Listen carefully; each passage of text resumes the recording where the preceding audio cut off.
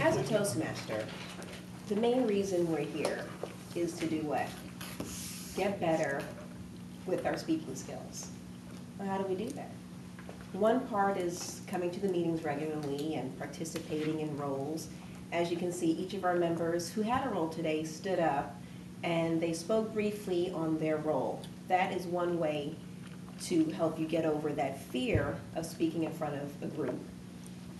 But ultimately, what you want to do is you want to find yourself up here in front of a lectern delivering a prepared speech.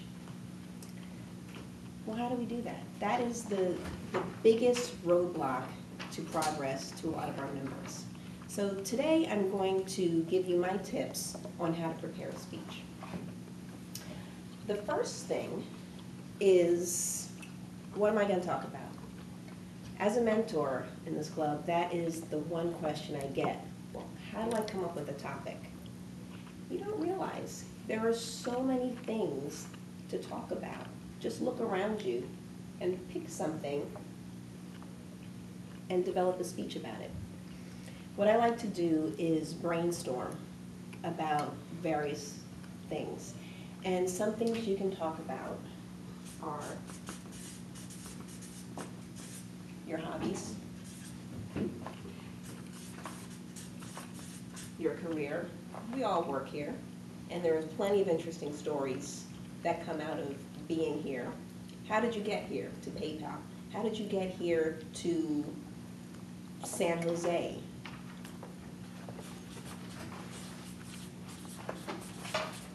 What's your life story? Is there one impactful moment in your life that you can talk about and the lessons that you learned that came from that story? My family gives me endless stories. My kids are ridiculously funny, and I love to write speeches about my kids and the things that they do.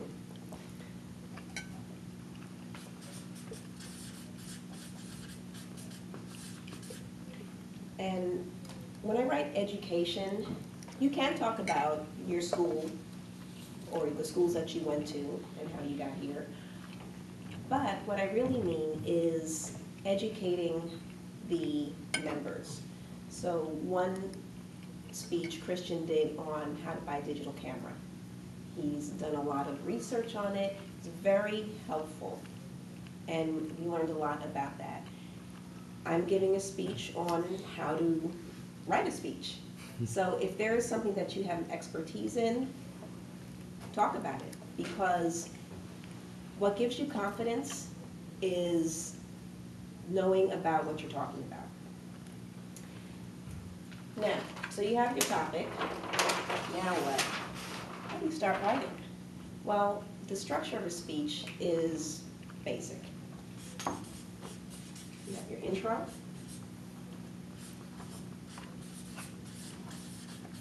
You have your body, which is the meat of the speech. And then you have your conclusion. Now, the introduction and the conclusion are pretty much the most important pieces of your speech. When you start talking, you want to grab the audience. You want your introduction to be impactful. It says, hey, listen to me, I'm up here. Your conclusion, you always want to have a call to action if possible, because that is what the audience is going to remember. They may remember generally what you talked about in your body. I mean, body's important, but what they're going to remember most is, what did you leave them with? Did you leave them thinking about something? That's the goal that you want to achieve. Now, when I write my speeches, I always have a basic outline. So my intro and conclusion, I will pretty much map that out exactly. So I will write word for word what I'm going to say. The body is a little different. I'll have, depending on how long the speech is going to be, I'll have 3 main points, and then under these main points, I'll have 3 supporting facts. So the way I learned it in a speech class I took in college was you have your main topic or your assertion. Writing speeches is a great thing to do, period. And then you would add because it helps you learn how to talk about other things. So anyway, each of these supporting points should relate to that, and that kind of what builds out the outline of your speech. And the outline of the speech is actually more important than writing the whole speech word for word. I mean, you can do that, but I'll talk a little bit later about memorization and how it can take away from your speech.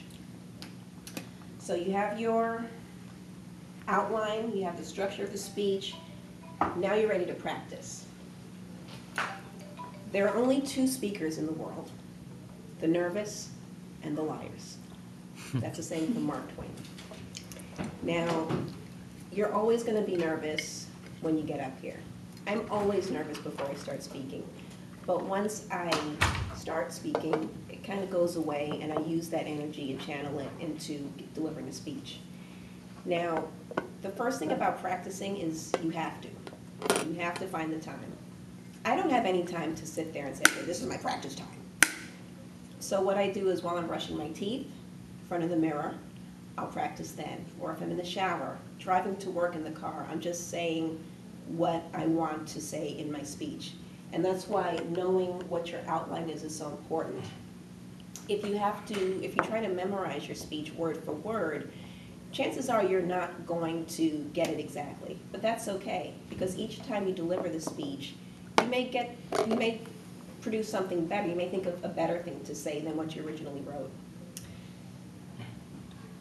When you're practicing, it's also great to experiment.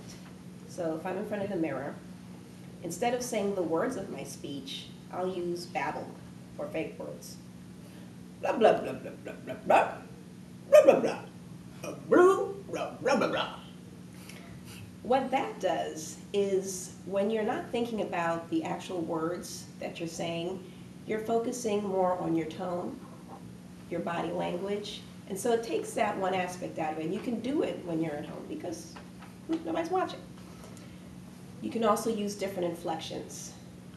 Like, I will be talking, and then I will say, what's going on? And just play around with the language, because that also helps free you from the actual delivering when you give it seriously. Overuse pauses. Sometimes we just don't pause enough. And if you practice your pauses, you can find really great ways to insert them in your speech for more impact. Another thing is body language. That's something a lot of people have a problem with. So just kind of, again, just play around with it. It's, over-exaggerate. Use big arms. Because when you finally give your speech, you're going to tone it down, but your body will remember what you practice, and you may find something that really works well for your speech. To conclude, my friends, the more you do speeches, the better you're going to get. Don't expect perfection. With us, we're family, we're friends, we love you. We want you to get up here and succeed. And we're going to do what we can to help you get there. So get out there, write that speech, stand up here and deliver it so that we can applaud at the end. That was great. Thank you. Thank you, Nicole.